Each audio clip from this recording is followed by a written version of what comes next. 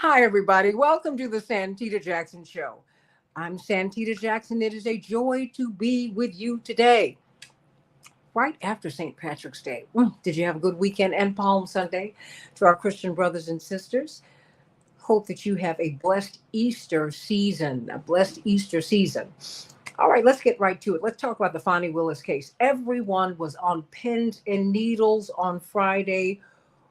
What's going to happen? What will Judge McAfee do? Will he pull her off the case? Will he let her stay on the case? What's going to happen with Nathan Wade? What? Will she be disqualified? Will she or won't she? Well, she wasn't disqualified, and she did walk away with some pretty strong rebukes from the judge. And he said, look, you and your team can stay, or he's got to go. Take your pick. Well, now he has resigned. So, what does all of that mean? And what is the case really about? As she said, I'm not on trial here.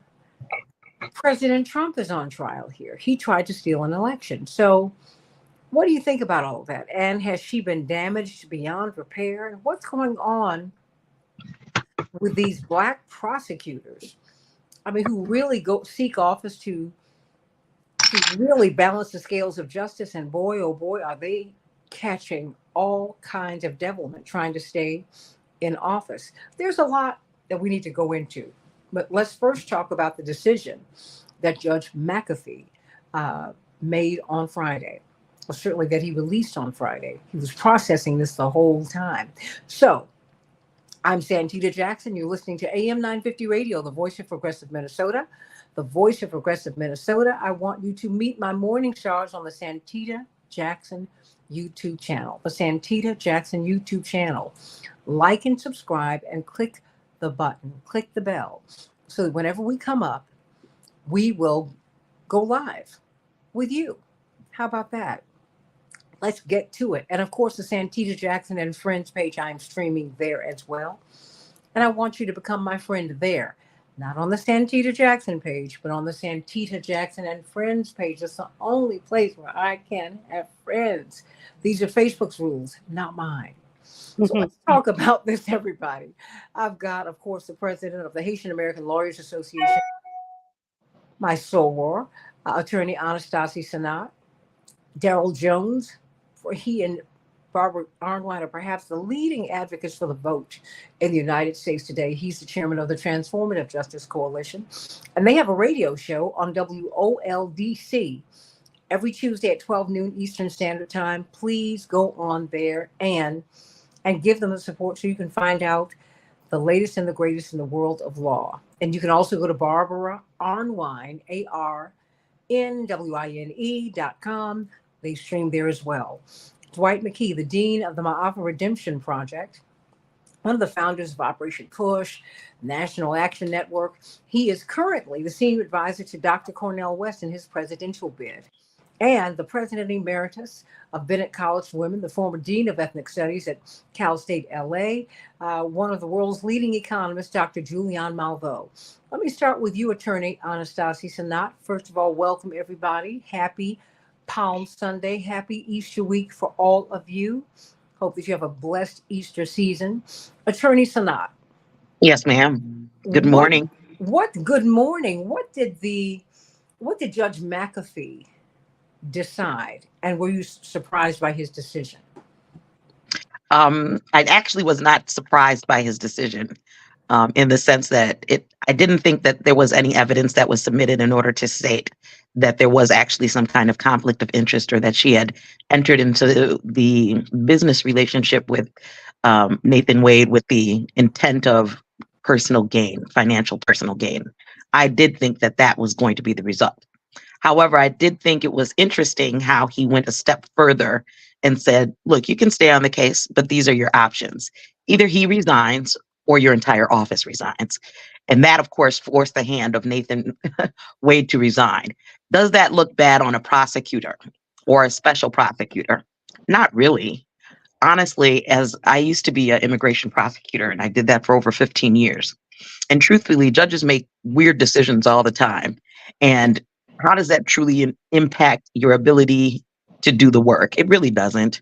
What happens is you realize that you come across a person who has this kind of ability to curb the law to a moral um, kind of ruling, and that's basically what Judge McAfee did. He said it was immoral in his mind, right? It wasn't against the law, obviously, but it was immoral in his mind, and so he made them he forced their hand at making a decision.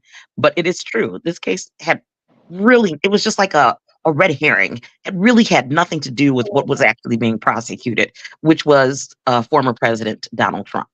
How does this help us move forward? And will this be decided prior to November? I highly doubt that. But that's the goal. And I think that Fonnie Willis carried herself well. I think Nathan Wade carried himself well. It's unfortunate that so much of their personal and private information has now been revealed publicly.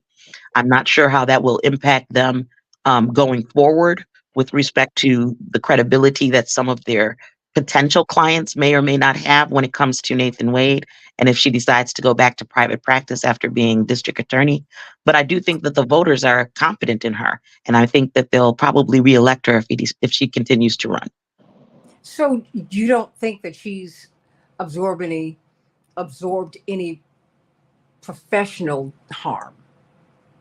Well, no. I mean, her professional role is determined by the voters. I think the voters are going to vote for her again.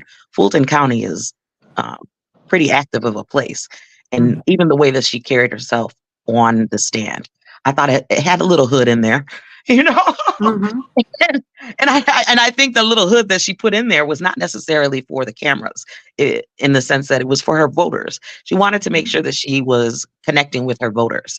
So I think the little hood that she put in there, and the ability for her to, um, I would say, use colloquial expressions in order to make sure that what she said was something that people could understand, was important, because she could have definitely gone over the intellect of many of her voters by using the words that will necessarily be more protective of her father, protective of the situation.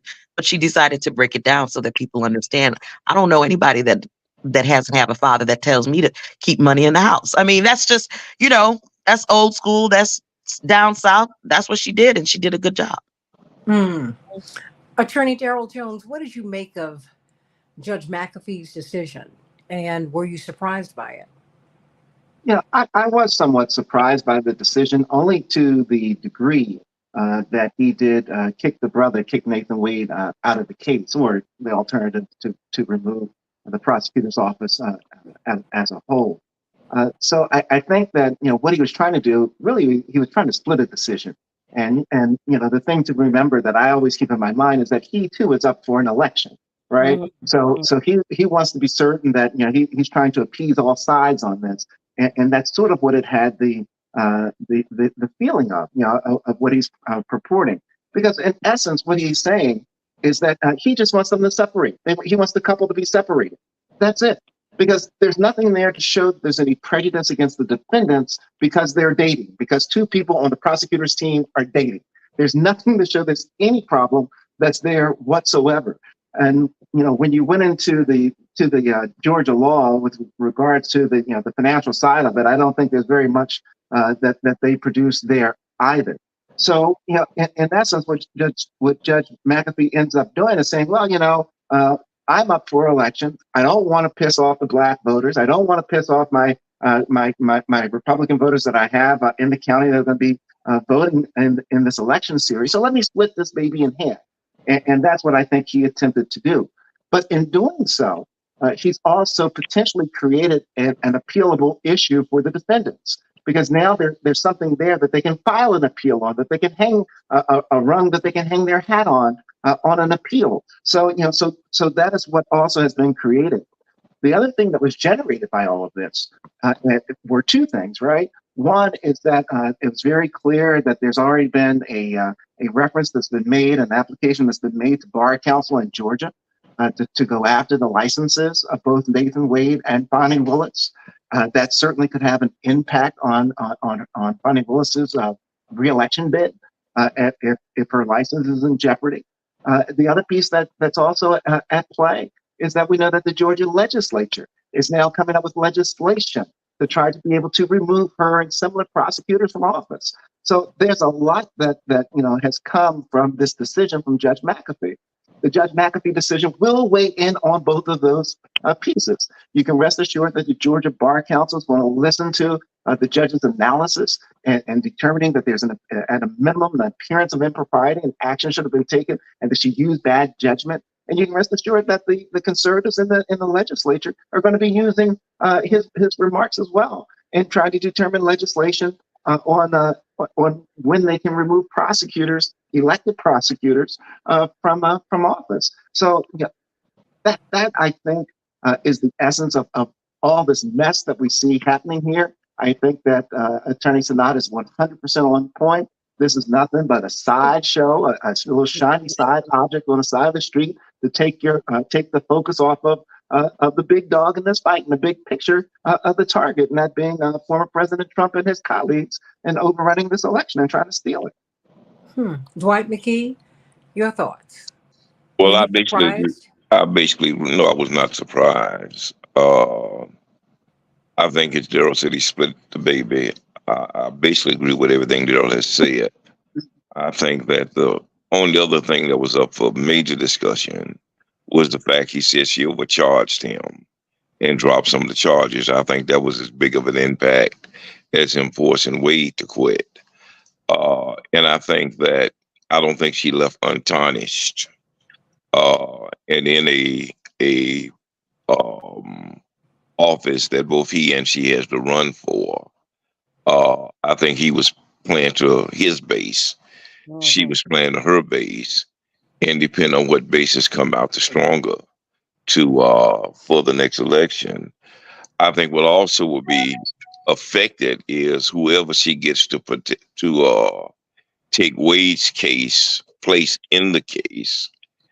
It depends on his competence and his aggression in willing to pursue the case. Is that she seemed to have a very difficult time finding somebody to play that role, which is why she said it was one of the reasons she ended up with Wade. And so we'll see how easily or how difficult it is to replace Wade on the case and how aggressive that prosecutor is and how competent he is. Why do you think they went after Wade, Dwight? I think that Wade was the alternative. I think that, he had to offer some red meat for sacrifice. And the only ones that was out there was Wade and her and Willis. And so, she gave him the option, gave Wade the option. I mean, gave Willis the option that she should quit or Wade should quit. And I think it was his way, the judge's way, of giving some red meat to his base and giving Trump them some options in terms of an appeal. And so I think she was forced to, either she was going to resign, which he knew was not going to happen, or Wade was going to have to go, which did happen. But I think, it was a political decision that he had enough legal leadway to make. Dr. Julianne Malveaux. Well, Were I you surprised appreciate. by this decision? No, not at all. I knew that there was going to be some casualty. Um, I think this judge, he's very young. He's 34. His first year on the bench. He does, as Dwight said, have to run for re-election in this election coming up. He's been ponderating this and talking about it publicly, all week. I'm going to do this. I'm going to be very deliberate. Not all week, really, for the past couple weeks. He's been signaling to people that he's going to be deliberate. And when he did it, I said, something's going to give. I didn't think he was going to kick her off the case, but I thought that he would probably do something to the couple.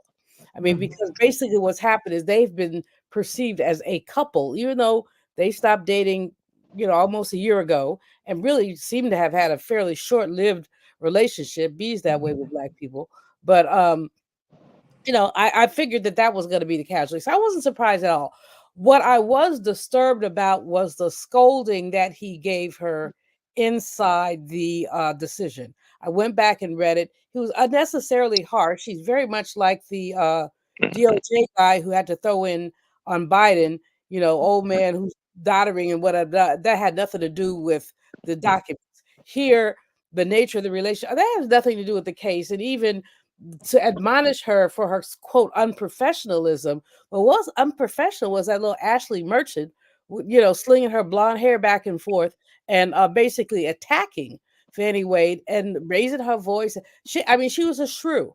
She was a typical shrew, and of course, no admonishment for her because they're used to that in Georgia. White girl clutching her pearls. Oh, can.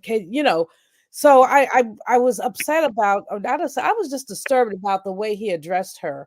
Um, Not only his elder, but also his former boss, who clearly had made some way for him. But he is a Republican. And from that perspective, he had to give his base something. And he absolutely did. I think that Fannie Willis has been damaged. I think reputationally she's been damaged. I don't think any of us, the three sisters, we don't want people talking about our sex life in the court. That's our business. That's not the universe's business. So she was damaged, and I don't really quite know the demographics of Fulton County, but I do hope that the people there will hold her up and will reelect her. From wherever she has been standing, she's taken a hit. And make no mistake, it may not cost her the election. It probably won't, but it's going to cost her something, if not in nothing else, but in the court of public opinion. So I think that while I enthusiastically support the sister and her right to her private life, um, this was a big stumble. They have to do all that. They could have waited, or they could have gone all the way undercover, because this basically, it's a blow. Now, the last thing I would say about this is, this is consistent with the way that Black women in high places are treated. We are, first of all, over sexualized. Secondly, our qualifications are always questioned. She's got impeccable qualifications, but they're questioning that. That's what Ashley Merchant was about, was questioning her qualifications and also questioning Nathan Wade's. And as I think Daryl said, and I think it's really important, uh, this brother was not clamoring for this job. He was not lobbying for it. Nobody was. She couldn't get a former governor who would have had much more gravitas to take the position, but he didn't. Because who wants to basically, if you're Republican in Georgia, no matter where you stand, do you really want to be on the other side of that man, the 45th president? And most people don't, because he has extracted major penalties. Look at the career of Lynn Cheney. We can just call the roll of the casualties those who have opposed him have. And so, Nathan Wade seems to be, you're looking at his qualifications. He seems qualified. He didn't clamor for this. I don't think she made a mistake in appointing him. I think she made a mistake in dating him, but that's called your business. After 40, everything you date is a mistake, in my opinion. Just saying. Seriously. So just saying. But anyway, she has taken a hit, and Black women have been taking a hit. If you look at the writing, this little woman in the Post wrote something yesterday about Kamala that was out of order. It says she should step down for the sake of the Democratic Party. Nonsense. I forget the woman's name, but that's because I have adult ADD when it comes to fools. But she's been Kamala is doing a brilliant job, and she's been taking hits. And you call the roll on Black women, and you have a role on Black women taking hits. And so we as sisters have to be ready to support Fannie Willis, no matter what her, quite frankly, minor, although unforced errors are. So when you say that Black women are taking a hit, what do you mean? Did you feel that Black women were on trial with her? I feel that Black women have had unnecessary scrutiny. It's more scrutiny than others have. I don't think that we as Black women were on trial, but I think that any of us who has been in a position of power or prominence can relate to the way that she's been treated. I have never seen a white girl's, and there's a whole lot, never mind, I'm not going to go there, I'm on your show, but I was going to say a whole lot there about ho-ho-hos, but I didn't say that. But If you did. I'm just saying, but I've never seen a white woman's sexuality dissected like that. People have had more respect. It had nothing to do with the case.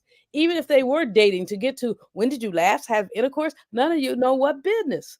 But they go after Black women in a way that they would never go after white women. That's because, yet again, we're talking about the double standard and the racism. And so that's what I mean by you can call the role of Black women who have been, it hasn't quite gotten to that level, but at other levels, we can look at women who've been on the ballot and questions about their finances, about their spouses, about their sexuality, have raised in a way that we've just never seen done with white women. Because, quite frankly, we know we can talk that stuff about equality, but we're not equal. And that's why I said we Black women have to protest that. Many of us have had these caveats or footnotes. Well, she shouldn't have done that. And there were mistakes and there were unforced errors, but that's not the point. This sister has been dissected in a way that I find highly objectionable. And if they can do it to her, they're doing it to Kamala now. They're doing stuff to Kamala now, and they can do it to any of us. And we just have to say, not on my watch. Attorney Sanat, do you feel the same way? Do you feel another kind of pressure at work? When as a Black woman attorney, we are definitely judged not only based on our gender, because we're coming into a very male-dominated community. But what's interesting is that even though there are more women now that are serving as attorneys, we are then also judged by the color of our skin, because as Black women, we carry and hold ourselves differently.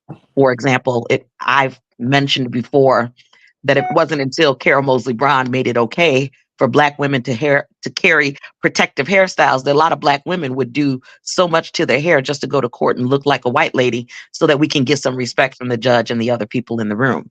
And now we can go ahead and carry our own style so that we can go ahead and still present our case. I think, unfortunately, there will be people out there that still have that old school mentality that Dr. Malveaux was mentioning, that it's going to be something difficult for her to come forward with and move in a different direction beyond this particular level. She may have hindered herself from, for example, if she wanted to run for governor, she may not be able to do that. No, that right? But I think I'm just saying she still will be able to. I think she still has enough voter support that she'll be able to get her seat again. She has enough discernment, and I think people are aware of it just by the way that she conducted herself on the stand, that she knows that, okay, so you coming for me not because of this case. You just come in for me because you want to distract and put me in the media. No problem. Let's just move forward. So I think as a Black woman, it's hard sometimes to be able to separate our private life from our business life, because so many people are interested in what we're doing. I think it's also difficult because so many Black men, and I think I mentioned this before too, I think so many Black men don't choose us. And because they don't choose us, other people don't choose us. And when we're constantly being chosen or selected last, it's easier to dump on the person that's at the bottom of the barrel than it is to try to help them up. And so sometimes this is what happens. What they say, art imitates life, but this is not even art. This is just life, So we are definitely in the bottom of the barrel. There's a piece in Psychology Today about 6 or 7 years ago. There was a piece in Psychology Today where some little Asian man had written this article that said that Black women were the least desirable of the race gender continuum. Less so than Asian women, less so the white women, less so Latinas. And he had all these little whack theories about why, we supposedly were over aggressive. And like I said, his whack theories, he had no, I don't even know why Psychology Today would publish such garbage, but it did give us some fodder to just think about how Black women are perceived. Well, wait. Why do you think Psychology Today published that? Because they don't like Black women either. It was part of their agenda. And if their editor in chief or their editorial board were at all objective, and I still have the articles around this house somewhere. I still remember how scantily footnoted it was. So he had done some little piece of survey with some 600 people, which is, of course, barely within basically confidence levels. And people had ranked Black women as the least desirable. And then he went into his own theories. And I remember thinking, This is not footnoted. There's no, I mean, I don't disagree with that notion because we have been defeminized, and over sexualized in the Mm-hmm. media. I mean, and when we look at the ways like this piece today in the Post, this woman who's theoretically is a progressive, um, urging Kamala to step down. Her biggest problem here, she had two big problems with Kamala. One, she doesn't like her laugh. She says she cackles. All right. Well, everybody has a laugh that's distinctive to them. And she didn't fix the border crisis. Well, hell, the border crisis, Santita, you know how old I am and how long I've been around. I worked for the Carter White House in the 70s, 77. And we were talking about immigration then. In 1986, there was a compromised piece of legislation that passed but has never been enforced. So now they're saying Kamala didn't fix the problem. Give me a bloody break. So but this woman's two things about Kamala: her laugh, and she didn't fix the border, and that allowed her 750 words in a Washington Post. And there have been crack attacks on Kamala, Vice President Harris, I should say, but I know her, so I can call her Kamala if I want to. But there have been these little random attacks on her since she assumed office. And we've seen it with others. We look at even the sisters that people think are, quote, acceptable, like Val Demings. She got all kind of crazy attacks and, attacks about her husband. Sister from North Carolina. They talked about her when she was intemperate.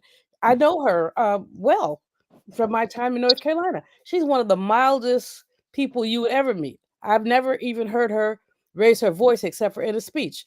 But was she intemperate? So we always get it. And then, as Sister Attorney said, they dissect our hair. They are you wearing braids? Why are you wearing braids? Is a political statement. No, that's how I do my hair. None of your business. And you never see anybody going after Blondie with their hair swinging, which some of those women use their hair as punctuation. Whenever they want to say something, they put their hand in their hair. But anyway, neither here nor there. So it's just a different standard. We have to be, we have to be almost purer than the driven snow. We have to conform. Look at what happened with Ketanji Brown Jackson, our Supreme Court justice, when they again dissecting her all up in her relationship. They don't do this with white women. We're visible and we're vulnerable, and that's why we have to band together. Whatever I don't mind people dissecting and criticizing the case itself. But here's what we know. The case against Trump and them 18 co-conspirators is a strong case. That's why 4 of them have pled guilty. That's a strong case. But the personal crap is what, and somebody, I don't know what fraternity that brother Wade's law partner is in, but some of y'all brothers need to go get him and do something to him. I'm not advocating. Oh my goodness. I'm not advocating violence, but maybe just a small paper bag party. Y'all know about paper bag party. Oh my goodness. Oh my goodness. But let me add very quickly. I want to add very quickly. I agree that Ketanji Brown Jackson, when she was being interviewed in order to get her seat on the Supreme Court, they did not interview her the same way that they interviewed Amy Coney Barrett. They barely even brought up the fact that why was it okay for this white woman to raise these black children from Haiti, but they never, went into her life and her, all of those things that I think would have been critical, especially, her position on what ended up being what we already knew, her position against reproductive freedom. I know we had this conversation on reproductive freedom, but why is the scrutiny different for white women and Asian women than it is for black women? It's just it's a terrible burden that we have to carry. It really truly is. And it literally is what black women in public life are up against. I mean, basically the over scrutiny, the different appearance issues, where, some sisters have suddenly felt free to wear their braids. The other thing is color. We like color, but but they and white folks like beige and gray and whatever, whatever. Because they And I'm got on President Obama for wearing a beige suit, but they left President Reagan alone for wearing a beige suit. exactly. So Mm. again, but remember, if we look at the foundations of predatory capitalism and the culture of lynching, white people can do and say whatever they want to about black people. They can do and say whatever they want to, and there is no notion of a standard, not a double or triple. There's no notion of a standard. It's okay. It's open season. And so to go into Fannie Willis's all of her business, to bring her daddy there, I mean, that was amazing to me. Bring her dad there to just say what she said, And I mean, Dr. Maya Angelou told me years ago, always have some cash money in your house. Well, I mean, that's first of all, culturally, Yeah. But they were that's a, acting so that's a incredulous. black thing. Even the judge's decision spoke to, he didn't know if he really believed the cash transaction or not. Well, between the dad and the sister and what we all know, like her dad said, this is a black thing. We keep cash. Like I said, I used to not keep a lot of cash, and Dr. Maya she was one of my mentors, and she pulled my coattail when they said, "How much money you have in your house?" I said, "Why do you want to know?" She said, "You need to keep at least a couple grand in there." And I said, "For what?" She said, "Electricity goes out." That's right. He said, "You will not be able to use the internet if the electricity goes out." And that's not the only Right. thing, And my mom used to say, my mom used to always keep, at least a grand in the house just because. She's just because. But to have all that examined in such a micro way, it was like death by 1,000 cuts. Now she survived it. But again, the big question is going to be, Dwight raised it earlier, who will she appoint? And Dwight, it's going to be a he or she. It's not necessarily a he, just for the record. You kept saying the he. No, it's a he or she that she may appoint to take on that prosecutor role, because black women attorneys and white women attorneys are extremely capable. But the appointment and who she appoints, I actually hope it will be somebody on the team who's already up to speed. But it's highly unlikely that this will get to a court anytime soon, because the previous president's people are going to run as many appeals as they can. Well, Dwight, what do you think about what you just heard? Well, I think that they are absolutely right. And I think it's not a secret, it's not a mystery. That's why, at some levels, I think that Fani, was used bad judgment, knowing that she was going to be over scrutinized. I mean, when you know that going in, that there's going to be a spotlight on you, then you want to make sure that dust your clothes and get the spots out, because that's the way it is going to be with black men and black women, is that we always going to be highly, highly, highly scrutinized. And we don't have the same license as white people to be either mediocre or immoral. We don't have that license. We have to, in order to play in the game, we have to be above and beyond. So I think it was an unforced error. I think she'll survive it, and she's bright enough and charismatic enough to be able to maintain a commitment from a base. But what I worry about in her behalf is what's going to happen if the president is reelected, and how that's going to play out. Because the state charges that he is, by definition, supposed to go to jail if she wins. And that's not going to happen. I'm sure that Congress is going to change the law if he wins. And when he wins, or if he does win, how's he going to deal with his adversaries, which she now becomes one of? And so I think that, I don't see any upside for her, because she loses, it's a mark on her future. If she wins, it's a target on her back. And so Mm. I don't see a real upside for her either, sooner or later.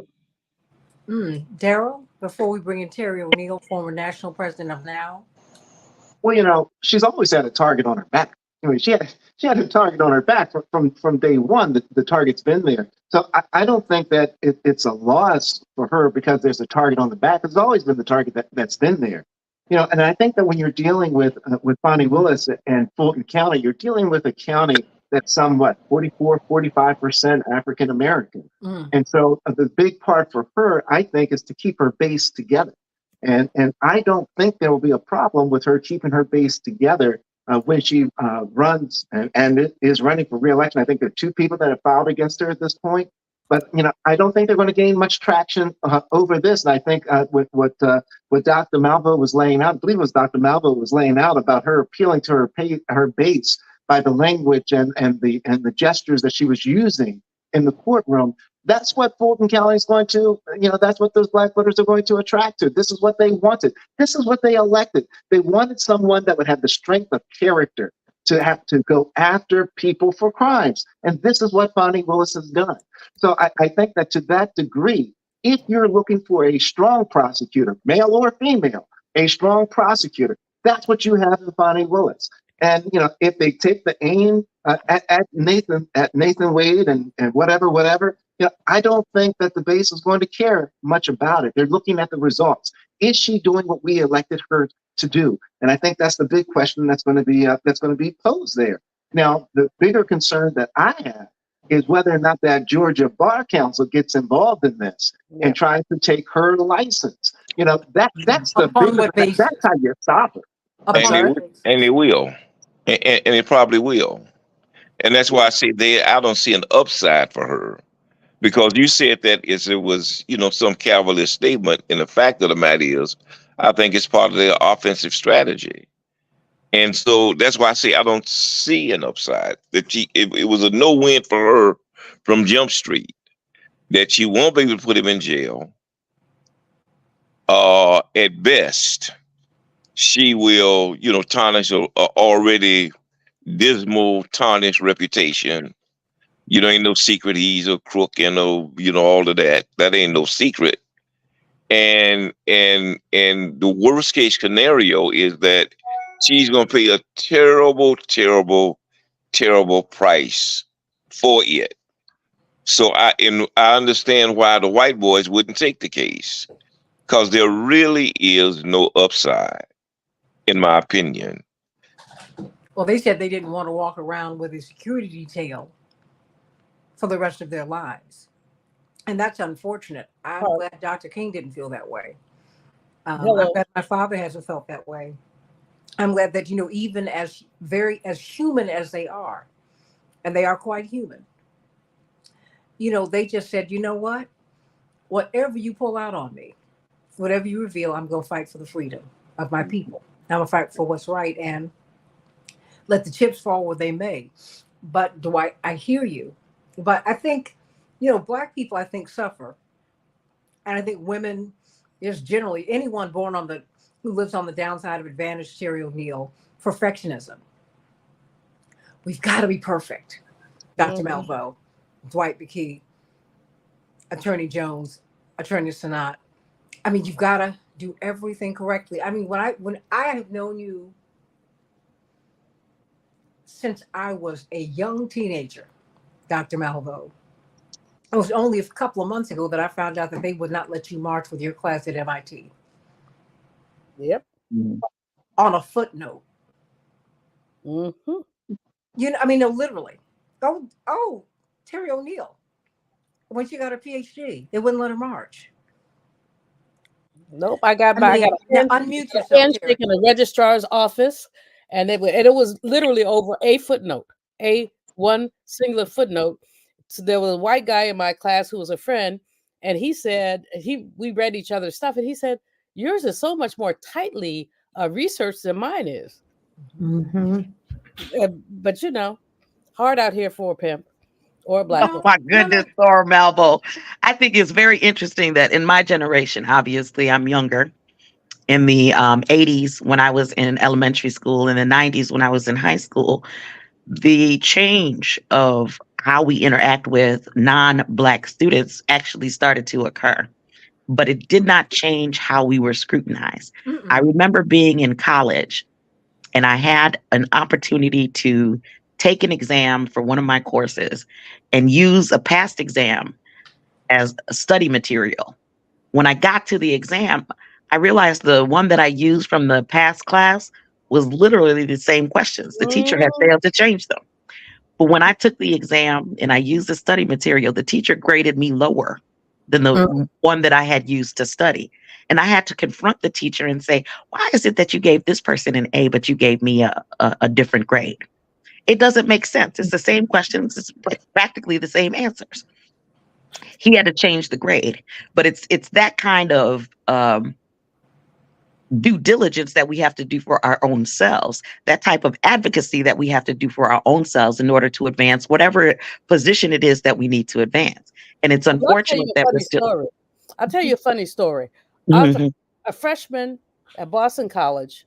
I had gone to an advanced high school, which I got put out of, but that's another story.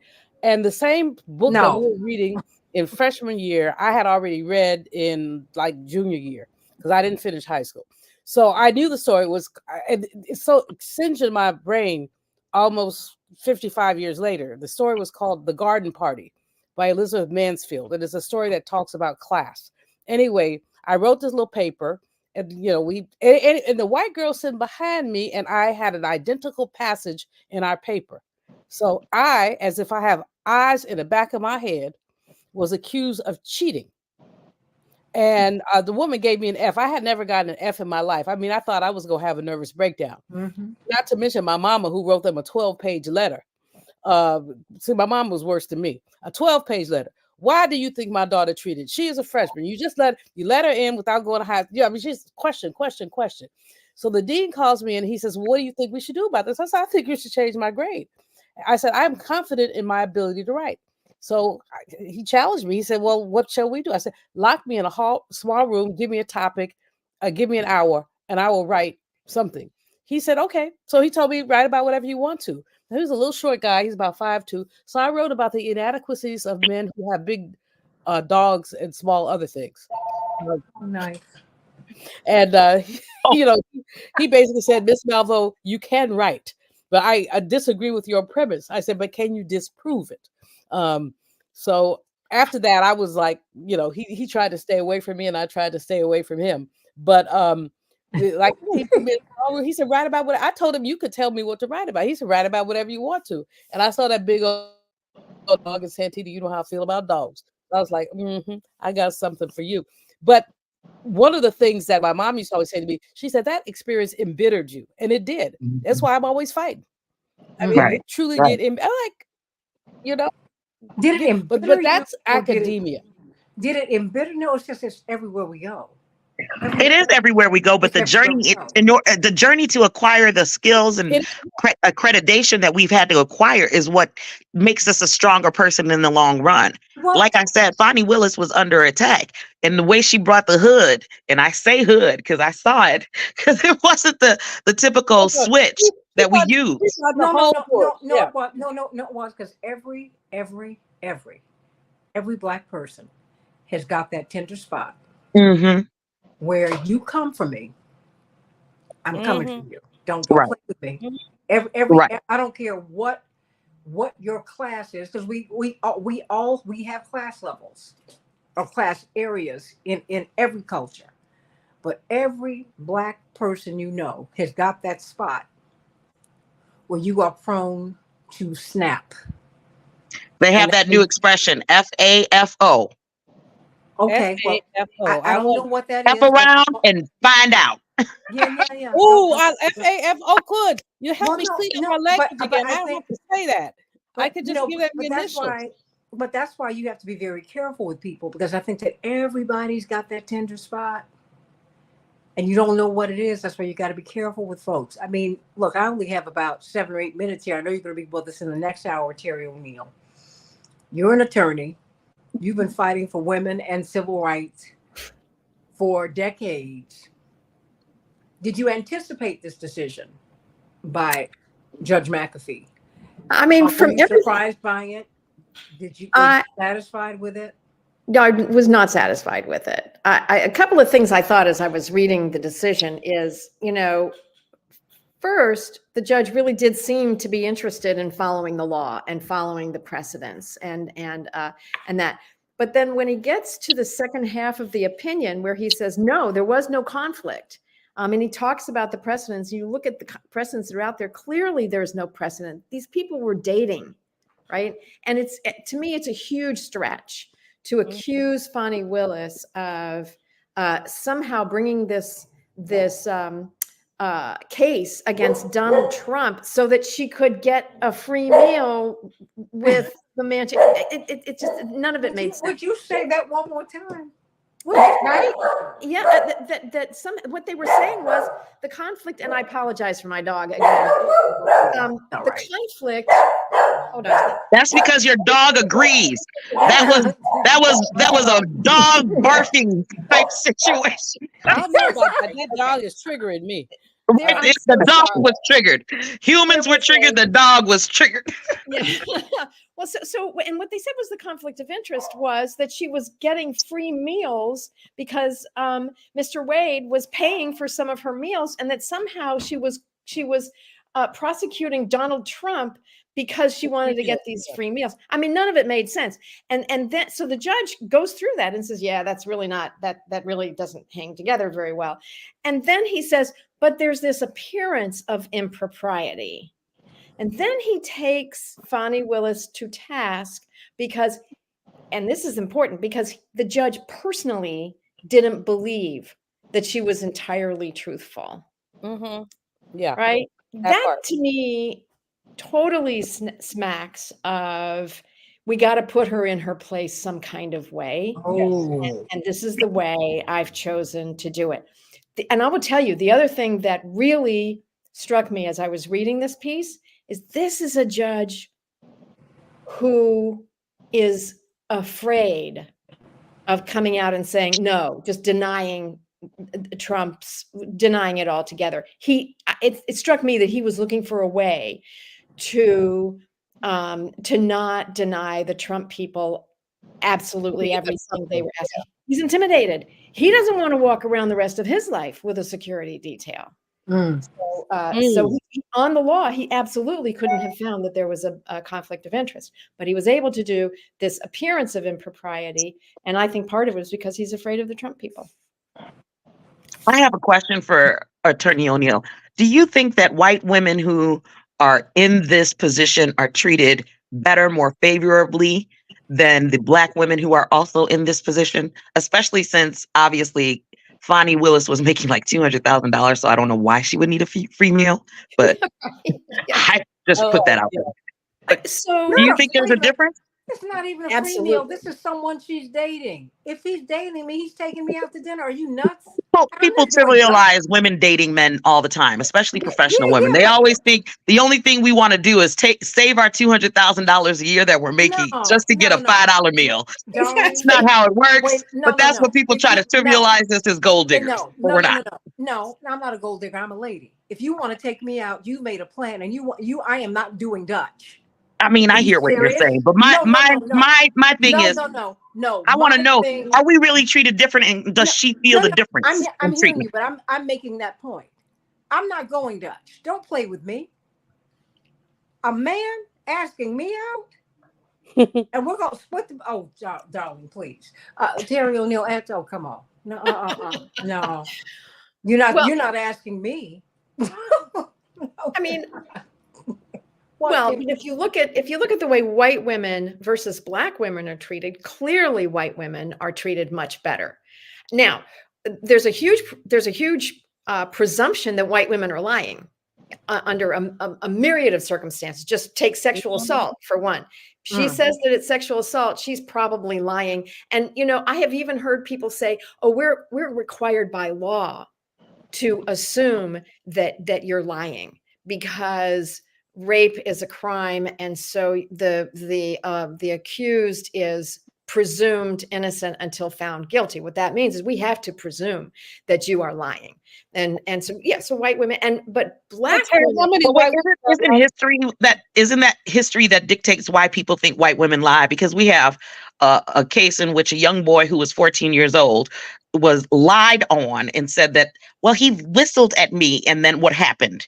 He was lynched. Emmett Till. Well, So there's a history there's of so white many. women who have lied. We Yeah. have this new There's so expression many. called Karens. So No, there's a there's so many- history. there's So I so don't many think it's black a men who have- presumption. Well, wait a minute, honey. Let her finish. Let her answer. I got 2 minutes. Well, I just want to Not tell even. Terry, and who's a good friend of long standing.